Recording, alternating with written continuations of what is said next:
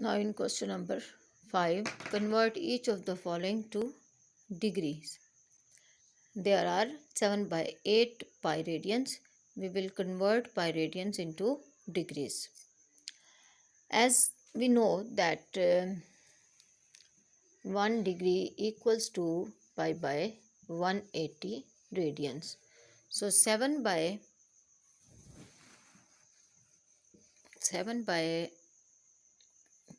8 pi will be equals to 7 by 8 pi multiplied by 180 by pi.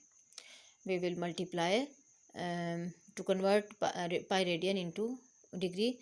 We will multiply 180 by pi to each radian. Pi will be cancelled by pi, and 4 2s are 8, 4 4s are 16, 2 carry 4 5s are 20. Now 7 45s are 315 divided by 2. 7 by 8 pi radians will be equals to 315 by 2 degrees.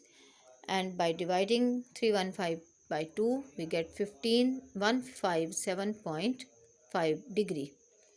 It means 7 by 8 pi radians will be equals to 157.5 degrees.